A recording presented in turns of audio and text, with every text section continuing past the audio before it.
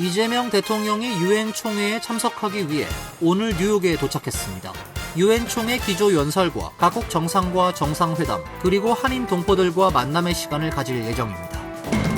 도널드 트럼프 행정부가 기존 1000불의 H-1B 비자 수수료를 10만 불로 무려 100배 인상한다고 밝혔습니다. 당장 유학생 등 취업 준비생들은 물론 미국의 주요 기업들이 패닉에 빠졌습니다. 조지아주 현대차그룹 LG에너지솔루션 합작 배터리 공장에서 벌어진 이민 단속 사태를 계기로 한국인을 대상으로 전문직 비자를 신설하는 법안이 의회에서 추가로 발의됐습니다. 한인 밀집 지역인 퀸즈 베이사이드 벤자민 카도조 고교에서 학생이 총격 위협을 가하다 체포 기소되는 사건이 발생했습니다. 출동한 경찰은 학생의 가방에서 13발이 장전된 권총을 발견했습니다. 열대성 폭풍 가브리엘이 허리케인으로 세력이 강화됐습니다. 버뮤다 제도 남동쪽 320마일 지점 대서양에 위치한 가브리엘이 북쪽으로 이동하고 있어 동부해안 지역에 피해가 예상됩니다. 이상은 오늘의 주요 뉴스입니다. 시청자 여러분 안녕하십니까? KBN 뉴스입니다. 이재명 대통령이 유엔 총회에 참석하기 위해 오늘 뉴욕에 도착했습니다. 이 대통령은 3박 5일간의 일정 동안 유엔 총회 기조 연설과 각국 정상과 양자회담, 그리고 한인 동포들과의 만남의 시간을 가질 예정입니다. 오늘 낮 뉴욕에 도착한 이재명 대통령은 세계 최대 자산운용사 블랙록의 레리 핑크 CEO와 미국 상하원 의원단 등을 접견하는 것으로 일정을 시작했습니다. 오늘 밤엔 뉴욕 일원 한인 동포들을 초청해 동포 간담회를 개최합니다. 내일은 유엔 총회 기조 연설을 통해 민주 대한민국의 복귀를 선언하고 한반도 정책 등 한국 정부의 외교 비전을 밝힐 계획입니다. 24일엔 유엔 안전보장이사회 공개 토의를 주재하고 25일엔 미국 월가의 금융계 인사들과 한국 기업인들을 만나 한국 경제 설명회 투자 서밋 행사를 진행합니다. 아울러 안토니우 구테우스 유엔 사무총장 및 프랑스, 이탈리아, 우즈베키스탄, 체코, 폴란드 정상 등과 양자회담도 예정돼 있습니다. 다만 도널드 트럼프 대통령과의 회담은 열리지 않습니다. 약식 회담과 같은 짧은 접촉이 이루어질지도 미지수입니다. 이 대통령은 이번 일정에서 유엔 총회를 통해 다자 외교의 지평을 넓히며 APEC 정상회의 준비 태세를 업그레이드하는 데 집중할 것으로 관측됩니다. 도널드 트럼프 행정부가 기존 1000불의 H-1B 비자 수수료를 10만 불로 무려 100배 인상한다고 밝혔습니다. 당장 유학생 등 취업 준비생들은 물론 실리콘밸리 등 미국의 주요 기업들이 패닉에 빠졌습니다. 트럼프 대통령은 지난 19일 H-1B 비자를 통해 숙련된 외국 인력을 고용하는 기업에 1인당 10만 달러의 신청 수수료를 부과하는 행정명령에 서명을 했습니다. 월스트리트 저널에 따르면 실리콘밸리는 엔지니어, 과학자, 프로그래머 등 외국 전문 인력을 H-1B 비자를 통해 대거 영입해온 만큼 막대한 수수료 부담을 우려해 서둘러 대응에 나섰습니다. 실제 미국 USCIS에 따르면 2023년 기준 해당 비자 수혜자의 약 3분의 2가 IT 업계 종사자입니다. 아마존과 마이크로소프트를 포함한 주요 기업들은 H-1B 비자를 소지한 직원들에게 긴급 지침을 내려 규정이 명확해질 때까지 미국을 떠나지 말 것을 당부했습니다. 또 해외에 있는 직원들에겐 규정이 발효되기 전까지 미국으로 돌아오라고 권고했습니다. 인사팀 직원들은 직원들의 위치를 파악하고 필요할 경우 항공편 예약을 돕기 위해 분주히 움직였습니다. 미국 최대 은행인 JP모건도 H-1B 비자 소지자 직원들에게 당분간 미국 밖으로 여행하지 말라고 전했고, 골드만삭스도 직원들에게 보낸 메모에서 국제 여행에 신중을 기하라고 지시했습니다. 이 같은 혼란이 발생하자 백악관은 이 수수료가 기존 비자 소지자가 아닌 내년 2월 새 비자 추첨 이후 신청자에게 적용된다고 밝혔습니다. 또 10만 달러는 매년이 아닌 일회성 수수료라고 덧붙였습니다. 한편 백악관은 이번 조치가 미국인 고용을 촉진하고 외국인을 고용하는 기업들의 정책적 불확실성을 부여하기 위한 것이라고 설명했습니다. 트럼프 대통령은 지난 19일 오벌 오피스에서 이번 조치를 발표하며 하워드 러트닉 미 상무장관과 함께 모든 대기업들이 이 조치를 지지한다고 밝혔습니다. 조지아주 현대차그룹 LG에너지솔루션 합작 배터리 공장에서 벌어진 이민 단속 사태를 계기로 한국인을 대상으로 전문직 비자를 신설하는 법안이 연방의회에서 추가로 발의됐습니다. 톰 수오지 민주당 연방 하원 의원은 19일 퀸스 더글러스턴의 지역구 사무실에서 기자회견을 열고 E3 전문직 비자 쿼터에 한국을 추가하는 내용의 법안을 재발의했다고 밝혔습니다. E3 비자는 오스트레일리아 국적 전문직만을 위해 마련된 별도 비자로 2004년 오스트레일리아와 FTA 당시 별도 입법을 통해 매년 1,500개 비자 쿼터를 마련했지만 해마다 비자 쿼터를 채우지 못하고 있습니다. 수오지 의원의 법안은 이 쿼터에 한국 국적자를 추가하는 내용을 담았습니다. 수오지 의원은 지난해에도 같은 내용의 법안을 발의했으나 더 이상 논의로 이어지지 못한 채 폐기됐습니다. 수오지 의원은 20일 자신의 SNS 계정에 한국인이 E3 비자를 얻도록 초당적 해결책을 마련하고 있다며 한국은 미국의 최대 해외 투자국이며 우리와 가치를 공유한다. 한미 관계 강화를 위해 모든 노력을 다해야 한다는 글을 올리기도 했습니다. 한편 이와 별개로 한국계 미국인 영김공화당 하원 의원이 지난 7월 연간 최대 15,000개의 한국인 전문직 취업 비자를 발급하는 내용의 한국 동반자 법안을 연방 하원에 발의했습니다. 이 법안은 2013년부터 꾸준히 발의됐지만 통과되지 못하고 번번이 좌절됐습니다. 미국은 FTA를 체결한 일부 국가들을 대상으로 전문직 비자를 주고 있으나 한국은 FTA를 체결했음에도 비자 쿼터를 받지 못했습니다. 비자 없이 미국 입국이 가능한 전자여행어가 이스타 수수료가 $40로 인상됩니다. 기존 수수료 $21에 비해 2배 가까이 오르게 됩니다. CBP 홈페이지에 따르면 이달 30일부터 미국 입국을 위한 전자여행허가 이스타 신청자는 기존보다 오른 $40의 수수료를 내야 합니다. 그동안 이스타 수수료는 $21였는데 갑절 가까이로 오른 것입니다. 이에 따라 앞으로 이스타를 통해 미국을 방문하는 이들의 부담이 커질 것으로 보입니다. 다만 이스타 유효기간은 2년으로 이미 승인을 받은 경우엔 추가 수수료를 부담할 필요가 없습니다. CBP는 이에 앞서 이스타 수수료 인상안을 공개하면서 새로운 수수료 구조가 도입된다고 설명했습니다.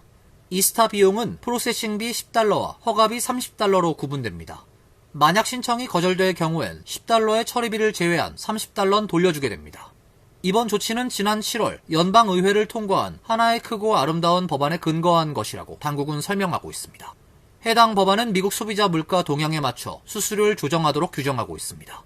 이스타는 한국과 EU 회원국, 일본, 호주 등 41개국 국민들이 비자 없이 최대 90일 동안 미국을 방문할 수 있도록 사전 허가하는 제도입니다. 총격으로 사망한 찰리 커크를 추모하는 행사가 개최됐습니다. 커크를 추모하기 위해 수만 명이 운집한 가운데 트럼프 대통령은 그는 시대의 거인이었다며 자유와 정의, 신과 국가를 위해 목소리를 냈기에 폭력적으로 살해당했다고 말했습니다. 지난 10일 강연 중 총격으로 사망한 찰리 커크 추모식이 애리조나주 피닉스 교회 글렌데일에 있는 애리조나 카디널스 경기장에서 열렸습니다. 수만 명이 몰린 이 행사엔 트럼프 대통령과 제이디 벤스 부통령, 마코 루비오 국무장관, 피트 헤그세스 국방부 장관 등 트럼프 행정부 주요 인사들이 참석했습니다. 단상에 오른 트럼프 대통령은 그는 시대의 거인이었다며 자유와 정의, 신과 국가를 위해 목소리를 냈기에 폭력적으로 살해당했다고 말했습니다. 또 나는 나의 적을 증오하고 그들에게 최선의 결과를 바라지 않는다면서 커크의 부인 에리카에게 에리카 씨 죄송해요라고 덧붙였습니다. 커크는 트랜스젠더, 무슬림 등에 대한 강경 발언으로 논란을 빚었으며 SNS와 팟캐스트를 통해 트럼프의 청년층 지지를 이끌었습니다. 트럼프 대통령은 사건 직후 그는 진실과 자유를 위한 순교자라며 급진 좌파를 비판했습니다. 추모식에서 커크에 대해 일부 참석자들은 그를 그리스도의 순교자로까지 칭했습니다. 백악관은 이번 사건을 계기로 좌파의 국내 테러에 대한 단속을 강화하겠다고 밝혔으며 트럼프 대통령은 안티파를 주요 테러 조직으로 지정하겠다고 말했습니다. 안티파는 미국 내에서 활동하는 좌파 성향 운동 또는 집단을 지칭하는데 트럼프는 시위 중에 발생한 충돌이나 공공질서 위반을 이들의 책임으로 돌렸습니다. 한인 밀집 지역인 퀸즈 베이사이드 벤자민 카도조 고교에서 학생이 총격 위협을 가하다 체포 기소되는 사건이 발생했습니다. 출동한 경찰은 학생의 가방에서 13발이 장전된 권총을 발견했습니다. 스프링필드 가든 출신의 16세 학생은 지난 18일 SNS 인스타그램에 학교에서 총을 쏠 것을 암시하는 글과 사진을 게시했습니다. 위협을 감지한 메타가 FBI에 신고했고 FBI는 인스타그램 계정에서 게시물 위치를 확인한 뒤 NYPD에 신고했습니다. 111 경찰서 경찰들이 즉각 카도조 고교로 출동했고 수색 결과 이 학교 2학년 학생의 가방에서 13발이 장전된 권총을 발견했습니다. 퀸즈 검찰은 이 학생을 무기 소지와 테러 위협 등의 혐의로 기소했습니다. 청소년 범죄자 신분이 인정되면 최대 4년형을 선고받을 수 있습니다. 에릭 아담스 뉴욕시장은 긴급 기자회견에서 많은 학생과 교직원의 목숨을 구했다며 연방기관과 합동 시스템이 잘 작동한 결과라고 밝혔습니다. 다행히 총격은 막을 수 있었지만 한인 학생들을 포함한 카도조 고교 학생과 학부모들도 놀란 가슴을 쓸어내렸습니다. 사건 다음 날인 19일 카도조 고교엔 금속 탐지기가 설치됐습니다. 현재 NYPD는 1200개에 달하는 뉴욕시 중고교 중 84개 학교에서만 금속 탐지기를 영구적으로 운영하고 있습니다. 시 정부 예산으론 모든 학교에 금속 탐지기를 스캔할 인력이 부족한 현실입니다. 열대성 폭풍 가브리엘이 허리케인으로 세력이 강화됐습니다. 버뮤다 제도 남동쪽 320마일 지점 대서양에 위치한 가브리엘이 북쪽으로 이동하고 있어 동부 해안 지역에 피해가 예상됩니다. 마이애미 소재 국립허리케인 센터는 열대성 폭풍 가브리엘의 최대 풍속이 시속 75마일로 강화돼 1급 카테고리의 허리케인이 됐다고 밝혔습니다. 현재 허리케인의 중심은 버뮤다 제도 남동쪽 320마일 지점에 있으며 북북서쪽을 향해서 시속 10마일의 속도로 이동 중입니다. 허리케인 센터는 가브리엘이 다음 주 초에는 대형 허리케인으로 확대할 가능성이 크며 그 다음 하루 이틀에 걸쳐서 꾸준히 속도가 강화될 것이라고 예고했습니다. 지금까지의 기상예보 추이를 종합하면 가브리엘은 22일 중에 버뮤다 동해안을 통과할 것으로 예상됩니다. 허리케인 센터는 가브리엘이 허리케인의 위력을 가진 채 북북서쪽 진로로 이동할 것으로 예보했습니다. 아직 해안선에 대한 허리케인 경보나 대피 명령은 내려진 것이 없지만 기상청은 버뮤다 지역을 대상으로 허리케인에 대한 관심을 촉구하면서 가브리엘의 진로 변화에 면밀히 주의를 기울여줄 것을 당부했습니다. 허리케인급 위력의 강풍은 태풍의 핵으로부터 바깥쪽으로 약 25마일까지 강하게 불지만 열대성 폭풍의 경우엔 최고 풍속이 170마일까지 강화될 수도 있다고 허리케인 센터는 밝혔습니다. 가브리엘의 세력 확대로 일어난 대규모의 해일로 인해 버뮤다 부근에 피해가 예상됩니다. 이후 가브리엘은 노스캐롤라이나주의 동부 해안선을 거쳐서 캐나다의 대서양 연안까지 앞으로 며칠 동안에 이동할 것으로 예보됐습니다. 한국의 소년 소녀 가장을 위해 20년 이상 장학금을 지원하고 한국전 참전 용사들을 위한 위로 파티를 개최해온 한미 사랑의 재단 이호재 박사의 출판 기념회가 열렸습니다. 한미 사랑의 재단 총재로 활동해온 이호재 박사의 55년간의 미국 생활과 학문, 사회봉사의 발자취를 담은 영문 자서전 My Journey to America 출판 기념회가 지난 토요일 뉴저지 포트리에서 개최됐습니다. 이 박사는 1970년대 초 국무부 초청으로 유학길에 올라 이후 평생을 경제학 연구에 헌신했습니다. 예일대 노벨상 수상자 제임스 토빈 교수, 세계 경제 사상가 로버트 하일브루너 교수의 제자로서 국가재정학과 자본주의, 사회주의 비교 연구에 몰두했고 연방의회 의원들의 경제정책 자문으로도 활동했습니다. 이 박사는 자서전엔 55년 미국 생활과 미 8군 카츄샤 수석 교관 시절 등 교포 1세가 체험한 생활 수기를 담고 있으며 자신의 경험을 차세대 한인들과 공유하고자 한다고 밝혔습니다. 우리 1세들이 가지고 있는 역사관과 그 민족관이 있습니다. 근데 그 우리 2세들이 그런 걸 모르기 때문에 이 책을 통해서 애들이 인사이트를 발견하는 그런 기회가 왔으면 좋아서 많이 좀 참석해서 2세들이 우리의 선조 대장들이 무슨 것을 생각했고 우리는 앞으로 정체성을 정립하기 위해서 무엇을 해야 되느냐 이런 거를 교육시키고. 이 박사는 지난 35년 동안 한국전 참전 용사를 위한 위로의 밤 행사를 개최해왔으며 학문적 성취는 물론 민권운동과 사회적 약자 지원에 앞장서왔습니다. 영문 자서전 출판 수익은 한미 사랑의 재단 소년소녀 가장 및 장애우 장학금으로 사용됩니다. 이어서 간추린 소식입니다.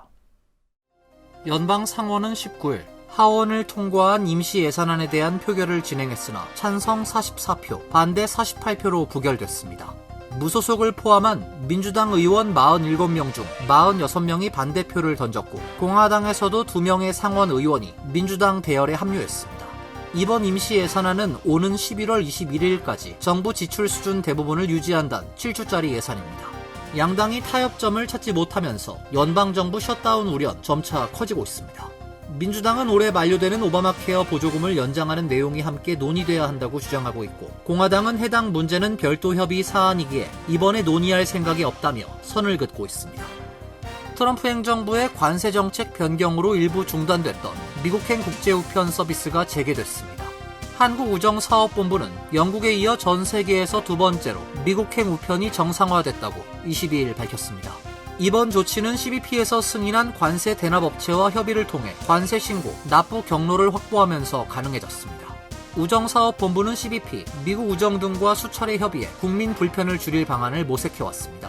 재개되는 국제우편 서비스는 발송인이 현금 납부 또는 계좌이체로 관세를 선납하는 DDP 방식으로 운영됩니다.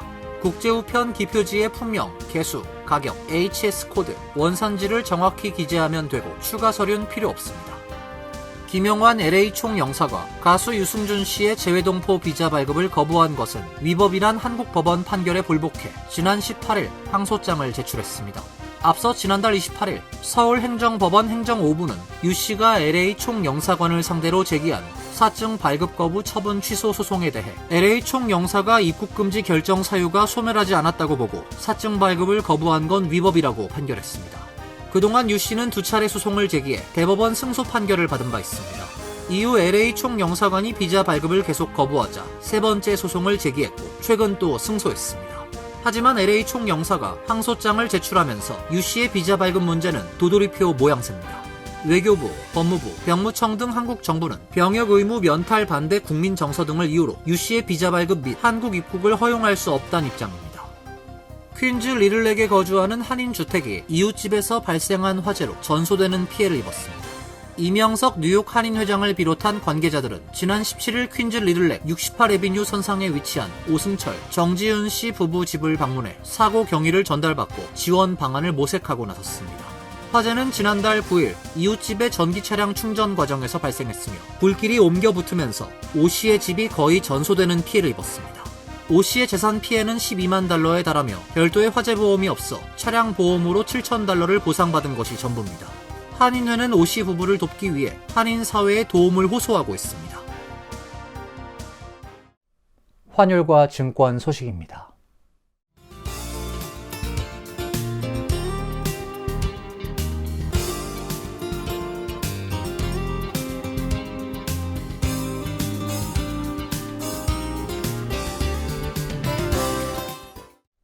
이어서 날씨입니다.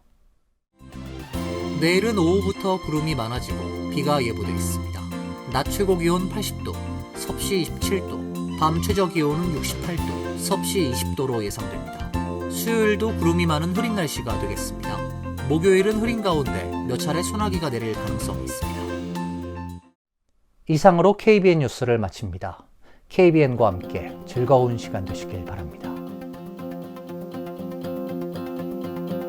동부 최대 한인방송 KBN이 제작하는 KBN 뉴스는 웹사이트 mykbn.com 그리고 유튜브와 페이스북에서 다시 보실 수 있습니다. 좋아요, 구독, 알림 설정은 뉴스 제작에 큰 도움이 됩니다.